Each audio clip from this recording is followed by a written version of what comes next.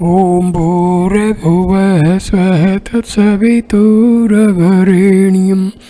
भर्गो देवस्य धीमहि धियो यो नः प्रचोदयात्।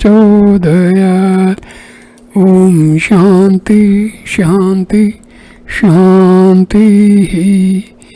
Namaste my dear friends, I am giving you a very wonderful video about the teachings of Sri Ramana Maharshi. In this video I am going to explain Sahaja and Sphurna. This is in the form of question and answers. Question put by the devotees and answers given by Maharshi Ramana. Question. Then what is the Sahaja Sthiti? Bhagwan. No description is possible. The reflected being, consciousness which is localized in a physical body is destroyed. After this is destroyed, that alone remains which has always been. It is the absolute reality. It transcends dualities such as being and non-being, knowledge and ignorance, light and darkness, etc. It is that which is, that is all that can be said of it. That is what Yahweh stands for in the Bible. Although he seems therein to be a personal God guiding the destiny of the children of Israel, the Talmudic prophets of old knew the transcendental aspect, as did the Christ. God told Moses, I appeared to Abraham, to Isaac, and to Jacob as God Almighty, but by my name, Yahweh, I was not known to them. On the other hand, the term Yahweh occurs many times in Genesis. Is there a contradiction? No. Prophets before the time of Moses had known the personal God Yahweh, but Moses was the first to whom the transcendental, formless aspect was revealed. The earlier prophets knew the name but not its significance. They loved God and cherished His name but did not understand the meaning or import of the name. The name means I am that I am. God revealed the meaning of the name to Moses, whereas the earlier prophets had only been given the name. The name means that one who is simply subjectively aware without knowingly any object is absorbed or transformed into God. This is not an intellectual conviction or mental assertion. It is the blossoming of the heart lotus, Hirday Spandana Nikamal of love from within. Question. Bhagwan mentioned something known as the Aham Sphurana yesterday. Having reached this Aham Sphurana, how does one proceed from there to self-realization of the final Sahaja Sthiti?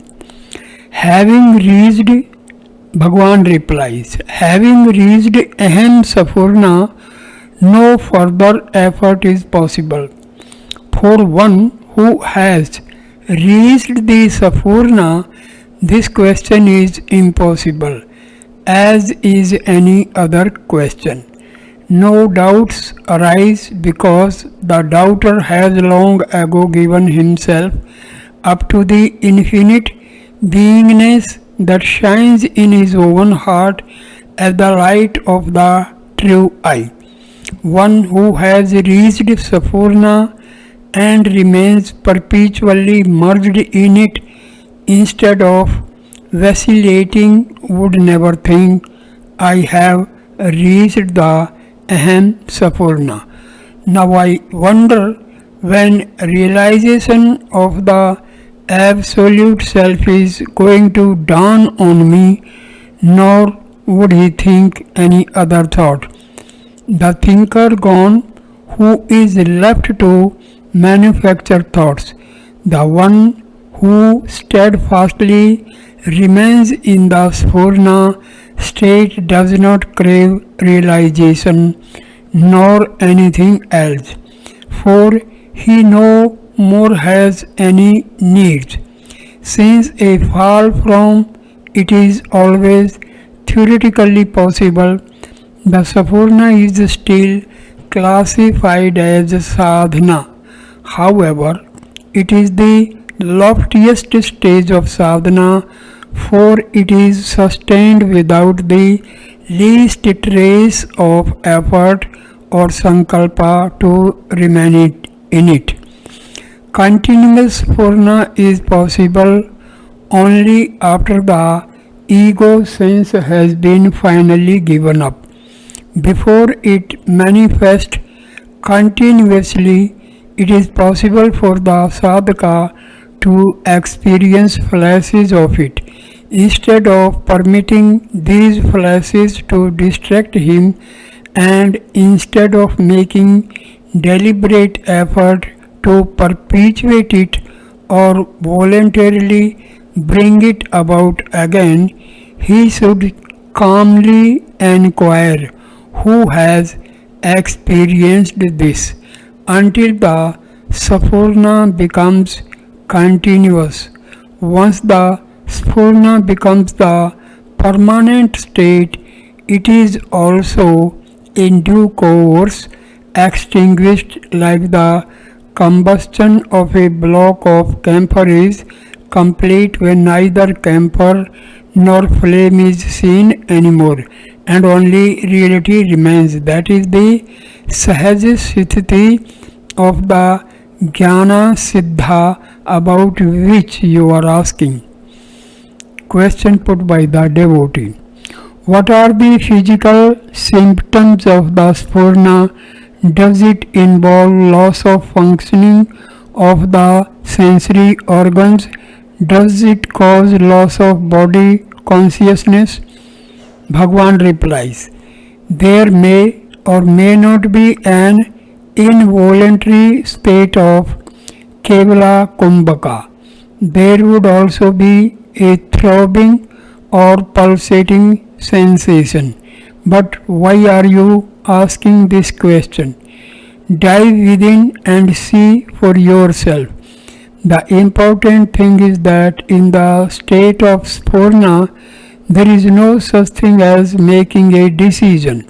Everything is decided by the higher power, and your mind, having lost the ability to measure variety or make value judgments, stands reduced to mere consciousness of being.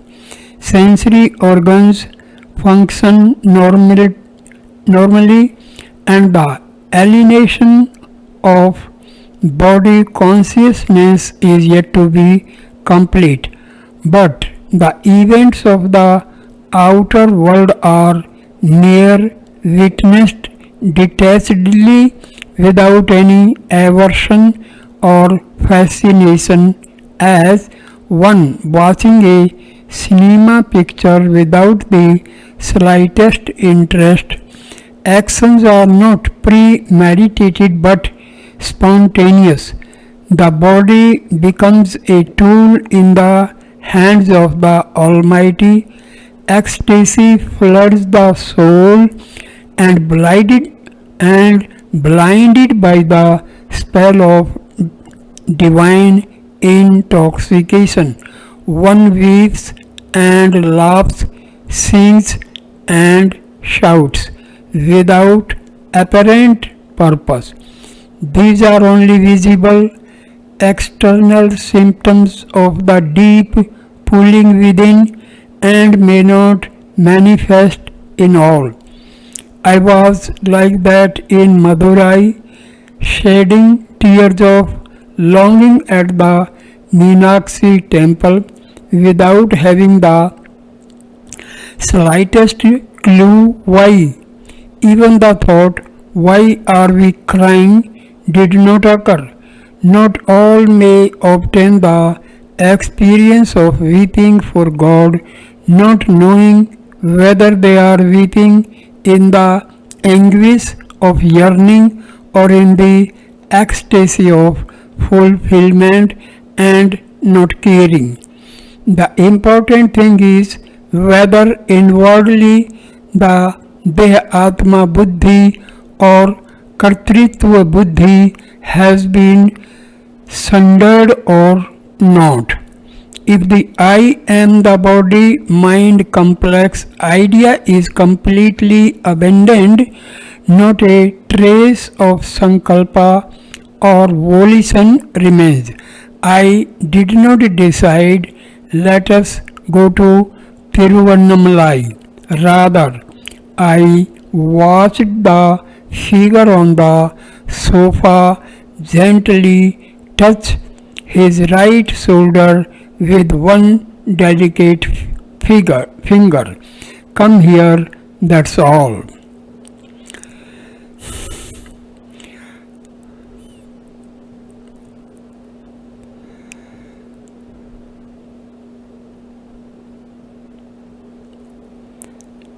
Question: in talks with Ramana Maharshi, it is said as follows: a realization of Gyana is always a Vritti. There is a distinction between Vritti Gyana or realization and Swarupa, the real. Swarupa is Gyana itself. It is consciousness. Swarupa is Sat Chit, which is omnipresent. It is always there, self-attained. When you realize it, the realization is called Vritti Gyana. It is only with reference to your existence that you talk of realization or Gyana. Therefore, when we talk of Gyana, we always mean Vritti Gyana and not the Swarupa Gyana, for Swarupa itself is Gyana consciousness always.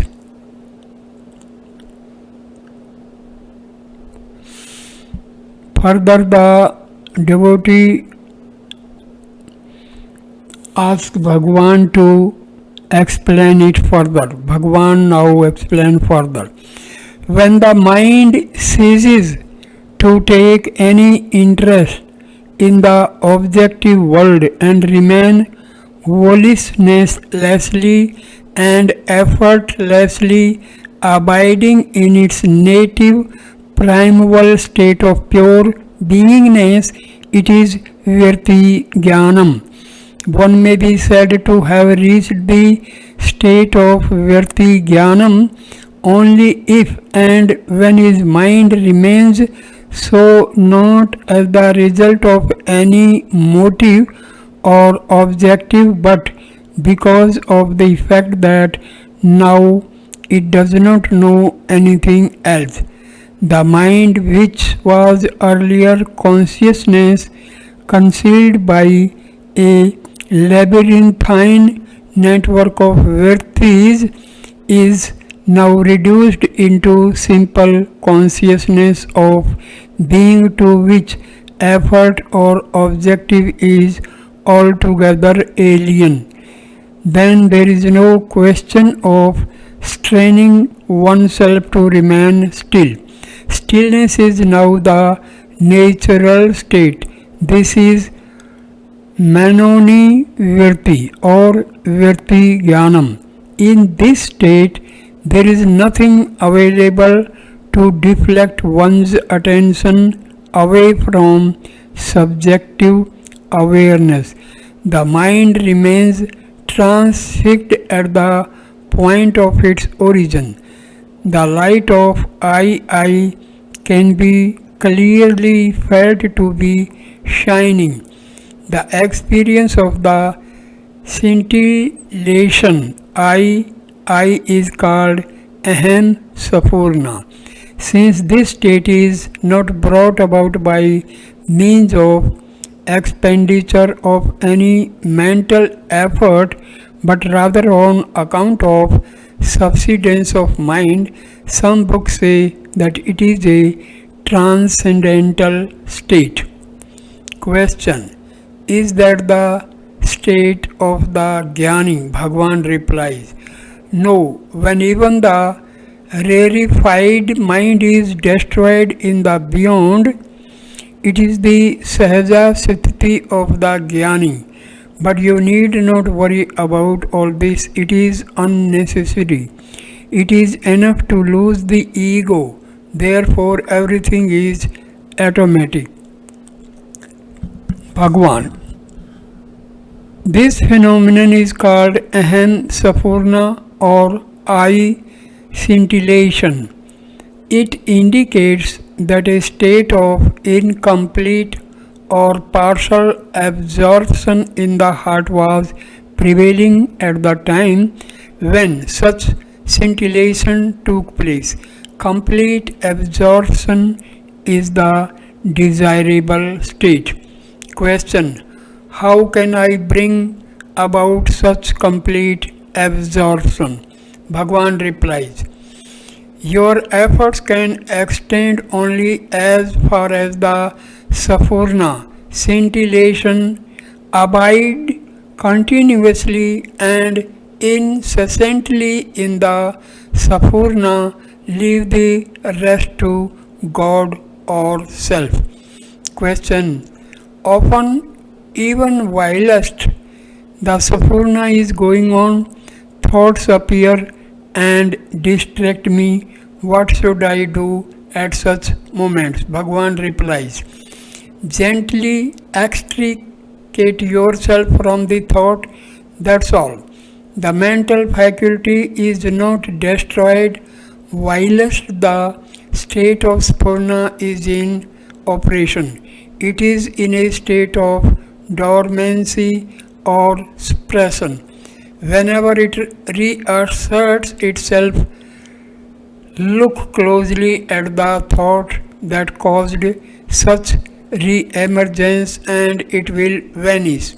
Steady, continuous practice is required until you have naturally become established in the Spurna. That is, until you reach a state wherein no effort on your part is necessary any longer to keep up the Spurna.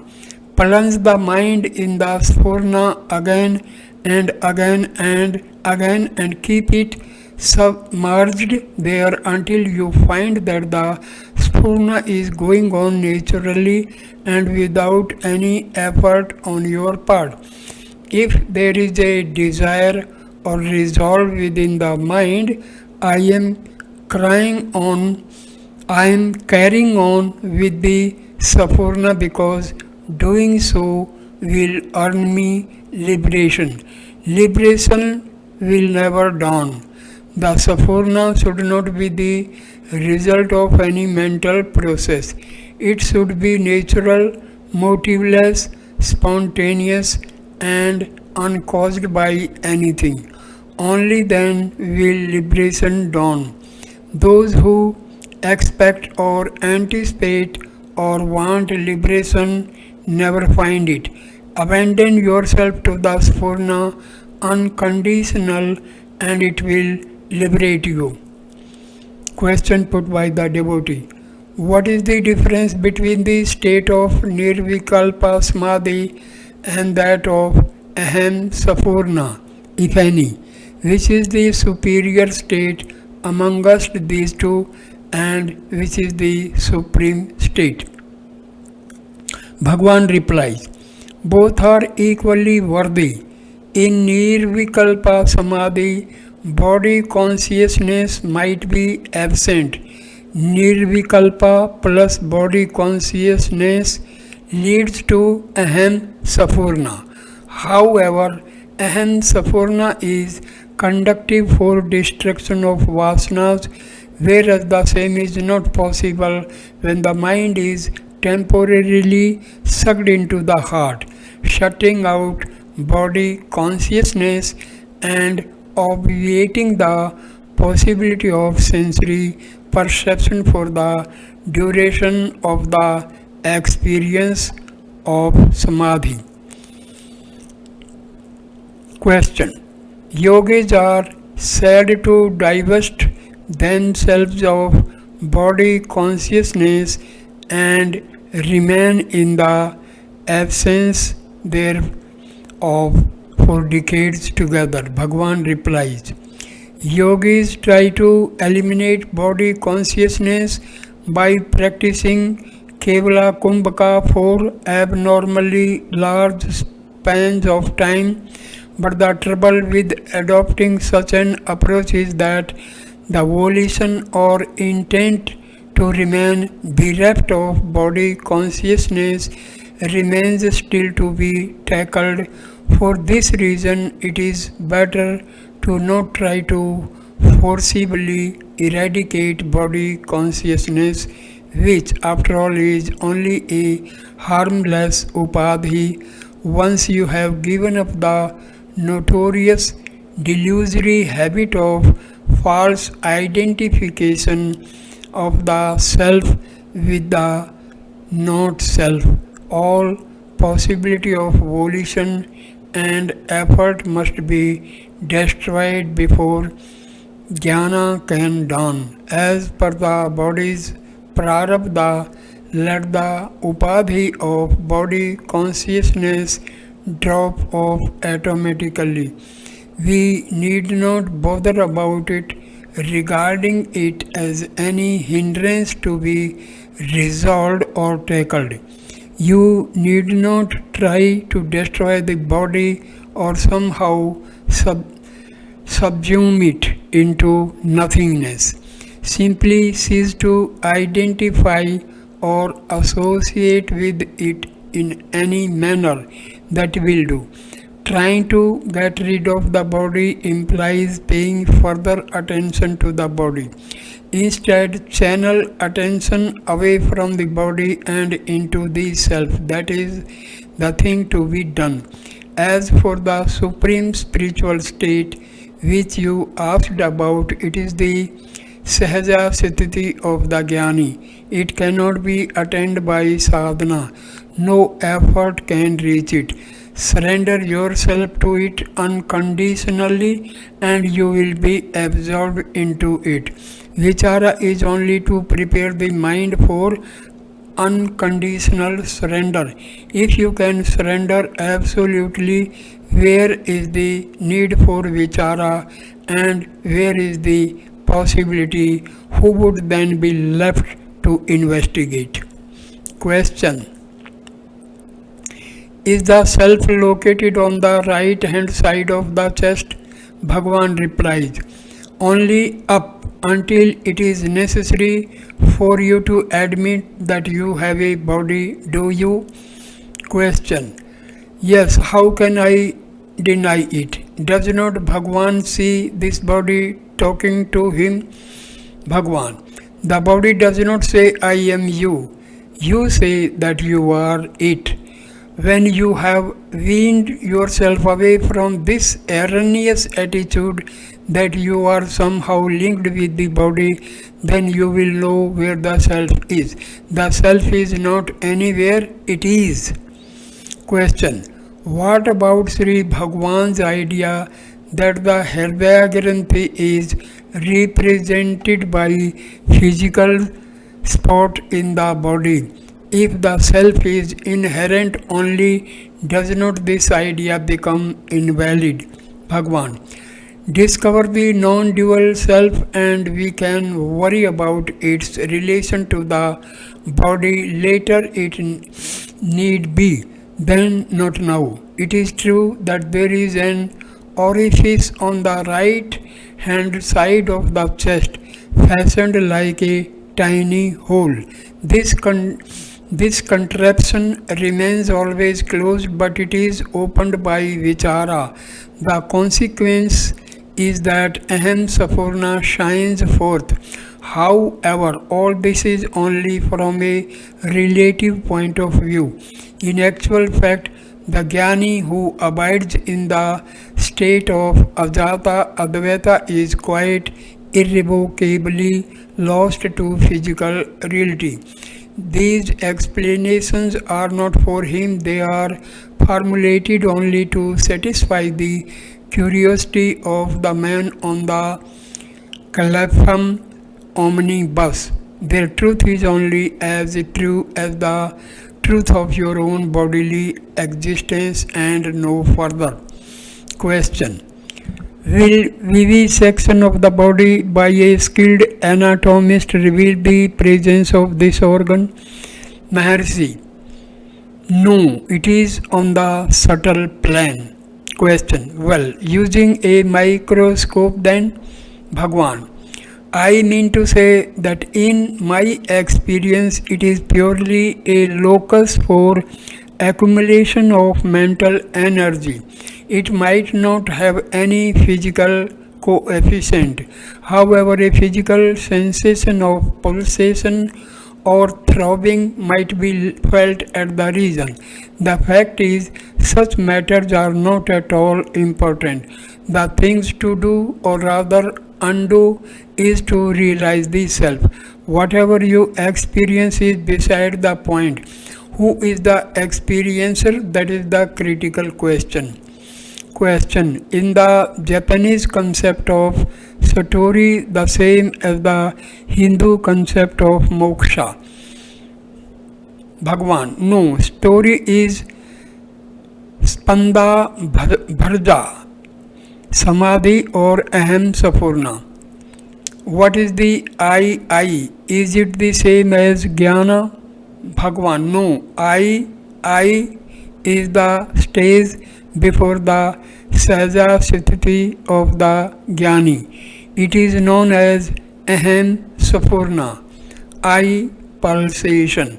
When the Spurna becomes continuous, unstoppable and spontaneous, that is when it has solidified itself, so to speak, into a permanent phenomenon, it leads to the Sahaja Sthiti, the state of the Jnani. In Vedantic parlance, Aham Sphurana is known as Vritti Jnanam. It may otherwise be known as cosmic consciousness. It is called cosmic because the mind in that state is in a generic form. That is, it is not held captive by the Aham Vritti, the primordial mental modification I, for the duration of the experience.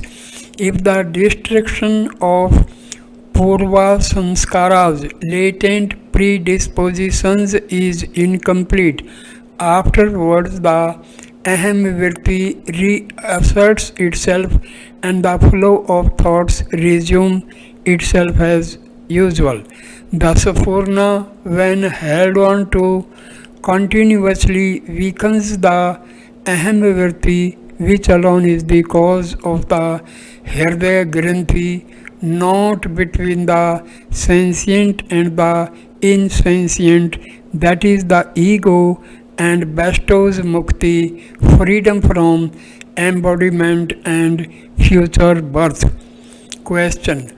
How to hold on to the Spurna continuously? Bhagwan replies, the effort or will or volition to do, it is itself an obstacle to the shining of the Spurna. If you remain as you are, the Spurna shines forth of its own accord. Question: has Bhagwan said that the experience of Spurna is accompanied by a prickly sensation on the right hand side of the chest? Bhagwan: leave alone the physical sensation. It might be brought about by the Spurna, but it is profitless to think that merely having experienced the sensation means that you have accomplished something. The important thing is to always remain in the state of effortlessness and volitionless thoughtlessness. The subtle eye, which witnesses the fact of the mind remaining in this state, must also vanish. Only then is realization made possible. Question: sometimes you talk about something called Aham Sphurana. Is this the same as cosmic consciousness? Bhagwan replies, yes, it is called so because when in that state the subtle mind feels the heart as a pulsating vibration, the accompanying physical sensation on the right hand side of the chest may also manifest, but this sensation on the whole is not worthy of any deep consideration. If only serves, it only serves as an indication that the mind through long practice has become largely subtle and serene. It is a symptom of progress but should not itself be mistaken to be the goal. The important thing is for the mind to always remain in its native state of effortless and volitionless absence of thought. Question: when I investigate who am I feel an intense throbbing sensation in the heart center, which Sri Bhagwan talks about on the right hand side of the chest. It is like a sensation that a person would have who is overwhelmed with emotion. It brings tears to my eyes. Every time I investigate who I am drawn to this center. Is it enough to hold on to this sensation? I ask this question because I have heard that Bhagwan opines that although concentration on this heart center is a beneficial spiritual exercise, it is not the same as vichara, and I do not want to get sidetracked into doing anything that is not explicitly vichara. I am particularly anxious to get emancipated in this Gyana. Bhagwan replies, instead of endeavoring to hold on to such sensation, remain unreactive. Why invent a spurious I and then ask him to decide whether he wants to hold on to the sensation or not? If you try to hold on to such sensation, it will vanish. Do not try to do anything with the Spurna. If you try to do anything with it or catch hold of it, it will vanish and you will be left wondering where you went wrong and why the sensation has vanished. The Spurna must be continuous.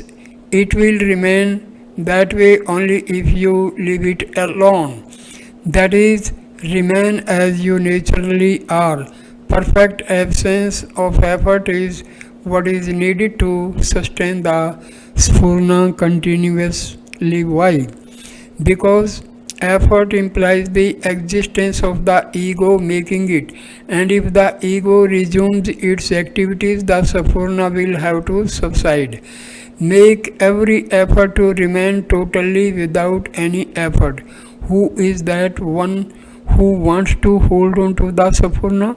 He is the mischievous, important, known as the imp, known as the ego. So do not permit the ego to disturb the Spurna. Let it go on indefinitely by means of exclusively remaining solely as it, the Spurna perpetually. This Spurna is a partial experience of the self. It is an indication of the coming glory. But if it is to elevate into the self, it must be left undisturbed. It must be permitted to go on indefinitely. For that, the ego must be kept in check by means of vichara. So, whenever you find the Spurna subsiding, ask yourself, who am I? It will come right in the end. So at this point I conclude this wonderful video. Thank you, my dear friends. Namaskar.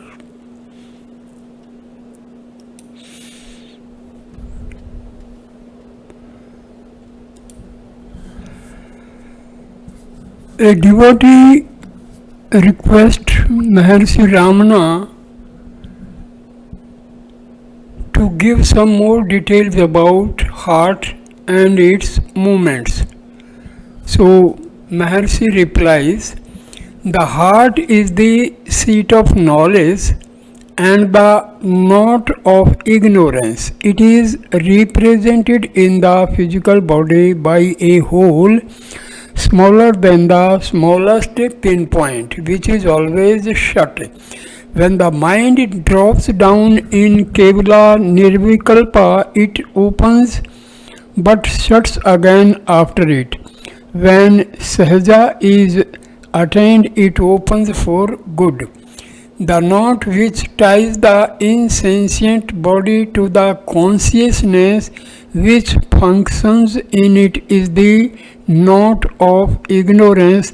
That is why when it is loosened temporarily, as in Kevila Nirvikalpa, when there is no body consciousness, I used to feel the vibrations of the heart which resemble those of a dynamo. Even in school, when I developed rigor mortis many years ago in Trigonometry, every object and sensation disappeared except these vibrations.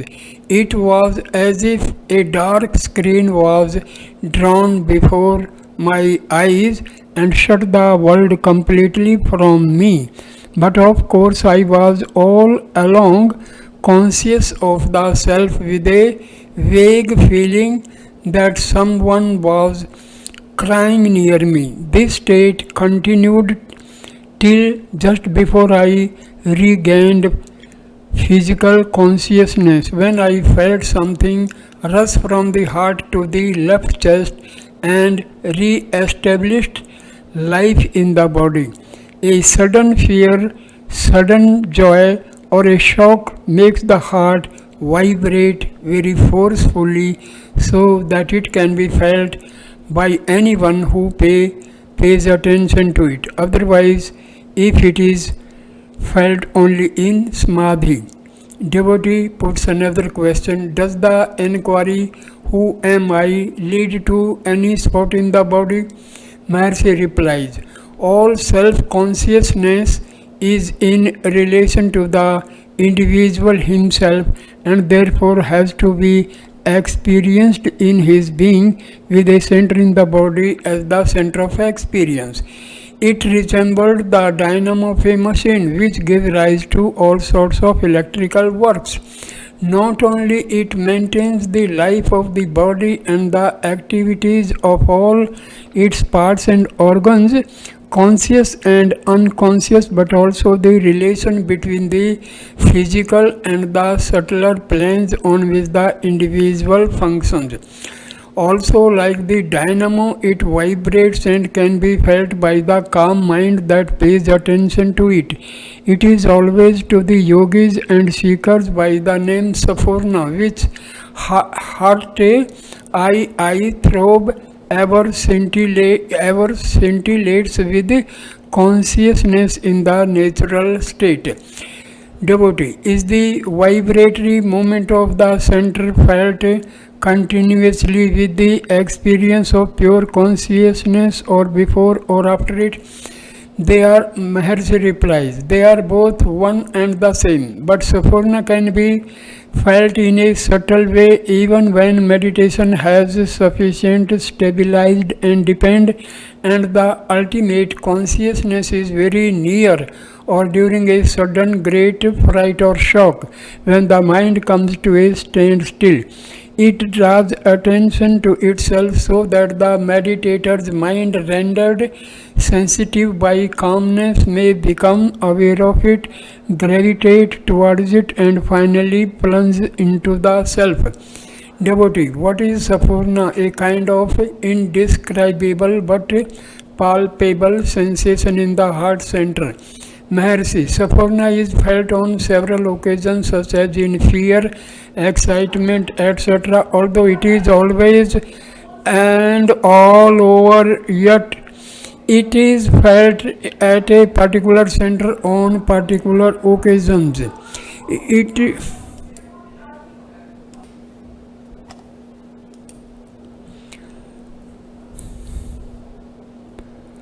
It is also associated with antecedent causes and confounded with the body, whereas it is all alone and pure, it is the self. If the mind be fixed on the Sphurna and one senses it continuously and automatically, it is realization. Sphurna is pure. The subject and object proceed from it. If the man mistakes himself for the subject, objects must necessarily appear different from him.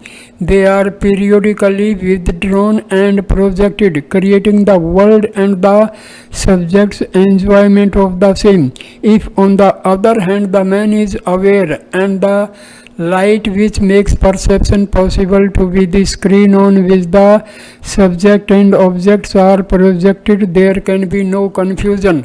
One can then remain watching their appearance and disappearance without any perturbation to the self. Devotee, what is the nature of the heart? Does the spiritual heart beat? If it does not beat, then how is it to be felt? Maharshi replies, this heart is different from the physical heart. Beating is the function of the latter. The former is the seat of spiritual experience. That is all that can be said of it. Just as a dynamo supplies motive power to which whole system or lights, fans, etc., so the original primal force supplies energy to the beating of the heart, respiration, etc. Thank you for watching this video. Namaskar, my dear friends. Thank you.